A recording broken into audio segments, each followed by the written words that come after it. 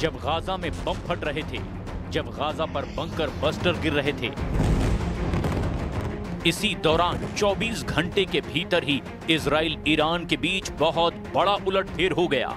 Iran ने Israel के खिलाफ हिजबुल्लाह को फिर से सुपर एक्टिव कर दिया।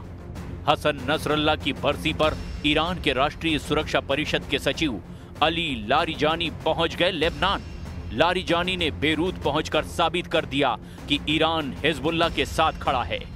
हसन नसरल्लाह के बेटे जवाद नसरल्लाह यानी जूनियर नसरल्लाह ने भी कह दिया है कि हिजबुल्लाह हथियार नहीं डालेगा, यानी इजराइल को टक्कर मिलती रहेगी।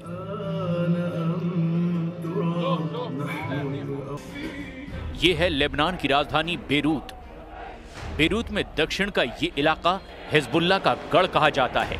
हजारों लोग जुटे हैं। मौका हसन नसरल्लाह की बरसी का है। ये लोग उसी जगह इकट्ठा हुए हैं जहां नसरल्लाह की कब्र है, और यहां लगे पोस्टर बता रहे हैं कि हिजबुल्लाह सुपर एक्टिव हो चुका है और उसको फिर से सक्रिय करने वाली ताकत ईरान है।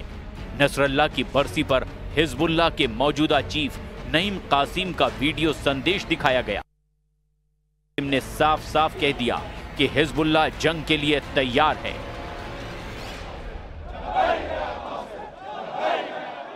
نكتفي بالقول أننا نتقدم وأننا نرمم وأننا حاضرون لأي دفاع في مواجهة العدو الإسرائيلي।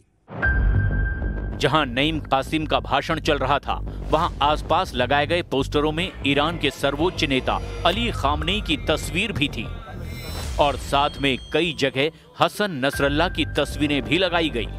ये वीडियो देखकर नेतन्याहू की फिक्र बढ़ गई है, क्योंकि नईम कासिम ने कह दिया है कि हिजबुल्लाह के लड़ाके हथियार नहीं डालेंगे। इस युद्ध में वो कुर्बानी देने से पीछे नहीं हटेंगे। नज़्अ السلاح يعني نزع القوة تلبية لمطلب إسرائيل ولتحقيق أهدافها. ثالثا، لن نسمح بنزع السلاح وسنواجه مواجهة كربلائية لأننا في معركة وجودية। नईम कासिम ने जो बात कही उसके पीछे ईरान से मिलने वाला इशारा भी है। हसन नसरल्लाह की बरसी पर ईरान के राष्ट्रीय सुरक्षा परिषद के सचिव अली लारिजानी का होना एक बड़ा मैसेज है। मैसेज ये कि हिजबुल्लाह खत्म नहीं हुआ है, हिजबुल्लाह अभी जिंदा है, हिजबुल्लाह लड़ता रहेगा, और ये तीनों बातें सबसे ज्यादा इजराइल को तनाव देंगी। ईरान इस बात की गारंटी दे रहा है। बेरूत में ड्रोन से वीडियो बनाकर हिजबुल्लाह ने अपनी ताकत दिखाई है। अब से पहले हिजबुल्लाह को खत्म माना जा रहा था। हिजबुल्लाह पर हथियार डालने या सरेंडर करने का दबाव बनाया जा रहा था, लेकिन नसरल्लाह की बरसी पर हिजबुल्लाह ने बता दिया है कि उसका युद्ध खत्म नहीं हुआ है। بدي اقول له للسيد انه نحن كنا مكفين على هالضرب، كنا معه ونحن بنفتخر فيه وين ما كنا بالعالم. نحن هلا جينا لهون نثبت وجودنا ونثبت وجود كل الدنيا انه نحن مع المقاومه لاخر نفس. كأثمر نصرا وعزا وفخرا، نحن هون لنجدد هيدا العهد ونقول انه نحن مع المقاومه مع المقاومه مع المقاومه الى ان ينقطع النفس। हिजबुल्लाह को लेकर सबसे चौंकाने वाली खबर तो कुछ और ही है, और एक तरह से इजराइल के खिलाफ एक नया चक्रव्यूह बनते हुए नजर आ रहा है। हिजबुल्लाह चीफ नईम कासिम ने कहा कि वो सऊदी अरब से बेहतर संबंध चाहते हैं। नईम कासिम यानी हिजबुल्लाह के सऊदी अरब से संबंध सामान्य होते हैं, तो इसे इजराइल के खिलाफ एक बड़ा चक्रव्यूह बनते हुए देखा जा सकता है। ईरान में राष्ट्रीय सुरक्षा परिषद के सचिव अली लारिजानी ने भी कह दिया है कि सऊदी अरब एक मित्र देश है और वो हिजबुल्लाह की सऊदी अरब से बातचीत की पेशकश का स्वागत करते हैं। अब सवाल ये है कि क्या इजराइल के खिलाफ ईरान, हिजबुल्लाह और सऊदी अरब एक प्लेटफॉर्म पर आ सकते हैं? 19 सितंबर को नईम कासिम ने सऊदी अरब के क्राउन प्रिंस मोहम्मद बिन सलमान को बड़ा मैसेज दिया था। नईम कासिम ने कहा था कि वो सऊदी अरब के साथ एक नया रिश्ता कायम करना चाहते हैं, बातचीत चाहते हैं, ताकि दोनों पक्षों के बीच में जो दिक्कतें हैं उन्हें दूर किया जा सके। सऊदी अरब के लिए हिजबुल्लाह का मैसेज अरब मीडिया में छाया रहा, क्योंकि हिजबुल्लाह चाहता है कि इजराइल के खिलाफ अब सऊदी अरब उसके साथ आ जाए। कतर से लेकर तुर्की और बाकी अरब देशों से लेकर इजराइल तक हर जगह ये खबर छाई रही है। गाजा में इजराइल की बमबारी, 66,000 लोगों की मौत और 700 दिनों से ज्यादा चली आ रही इस जंग को लेकर पश्चिम एशिया में बहुत कुछ बदल चुका है। हिजबुल्लाह को लेकर अरब देशों का नजरिया भी बदला है, क्योंकि इजराइल से लगने वाली सीमाओं में सिर्फ लेबनान का हिजबुल्लाह ही रहा है जिसने इजराइल को टक्कर दी है। लेकिन ये टक्कर भी हसन नसरल्लाह की मौत के बाद से कमजोर पड़ी है। हालांकि अब बेरूत में इकट्ठा हुए हजारों की ये भीड़ बता रही है कि हिजबुल्लाह फिर खड़ा हो रहा है।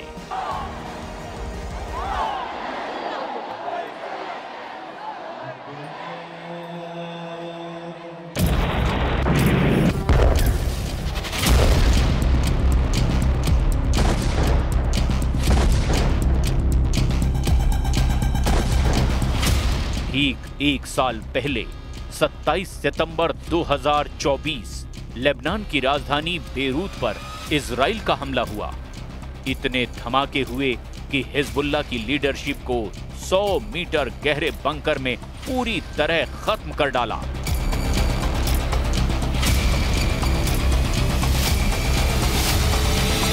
इजराइल ने एक साल पहले हिजबुल्लाह चीफ हसन नसरल्लाह को मार डाला था। तब हिजबुल्लाह कमजोर जरूर हुआ, क्योंकि उसकी लीडरशिप पर बार बार हमले हुए। अब 27 सितंबर 2024 को याद करने के लिए बेरूत में हजारों लोग इकट्ठा हुए। पोस्टरों में हिजबुल्लाह के उन तमाम कमांडरों की तस्वीर है जिनको इजराइल ने लगातार हुए हमलों में खत्म कर दिया। كانت الصدمة قوية، انفجار كتير قوي، يعني اهتزت الضاحية وبيروت وكل أرجاء لبنان اهتز. اللحظات الأولى قلبنا ارتجف شوي وبعدين سمعنا خبر استشهاد इसमें कोई शक नहीं कि लेबनान में इजराइल का दायरा बढ़ा है।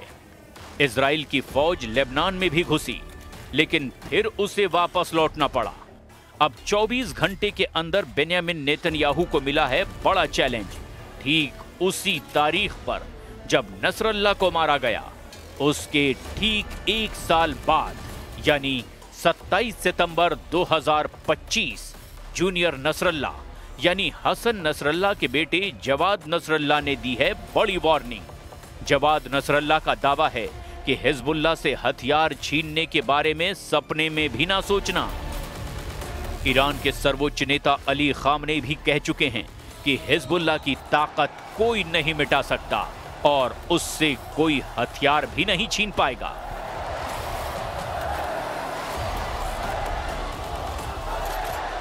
و هر تصمیمی که دولت لبنان با همفکری مقاومت بگیره مورد احترام ماست. ما دخالتی در تصمیم گیری شما نداریم. جای دوست و دشمن رو عوضی نگیرید. बेरूत में मनाई गई बरसी में जूनियर नसरल्लाह यानी जवाद नसरल्लाह को भी देखा गया। अब जवाद नसरल्लाह को बहुत उम्मीदों के साथ देख रहा है हिजबुल्लाह का कैडर। लेबनान में हिजबुल्लाह का शक्ति प्रदर्शन बता रहा है कि इजराइल को चौकन्ना रहना पड़ेगा। क्या जूनियर नसरल्लाह ने हसन नसरल्लाह के मिशन को पूरा करने की अब ठान ली है?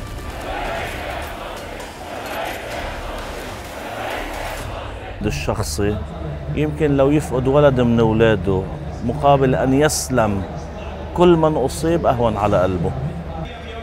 غضبان، زعلان، عتبان। जहां नसरल्लाह पर बंकर बस्टर बम बरसाकर उसे हमेशा के लिए खामोश कर दिया गया, वहां से हिजबुल्लाह की एक नई जंग का शोर सुनाई दे रहा है।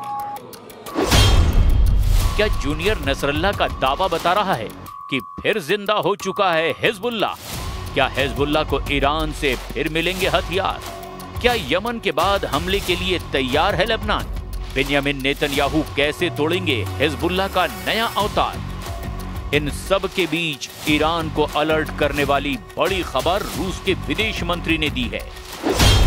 जब से रूस के विदेश मंत्री सर्गेई लावरोव ने कहा कि ईरान पर फिर हमला हो सकता है, तब से तेहरान में रेड अलर्ट है। सिग्नल साफ है कि इजराइल कोई बड़ी तैयारी कर रहा है, जिसकी खबर पुतिन को हो चुकी है और उन्होंने अब ईरान को आगाह भी कर दिया है। रूस और ईरान की दोस्ती बहुत पक्की है। यूक्रेन के युद्ध में ईरान ने रूस को बड़ी मदद की है। हजारों शाहिद ड्रोन रूस को सप्लाई किए गए और इन्हीं ड्रोन की टेक्नोलॉजी से रूस ने अपनी ड्रोन फैक्ट्री तैयार की। ईरान की ड्रोन वाली सपोर्ट ने ज़ेलेंस्की की फौज का जीना मुश्किल कर दिया।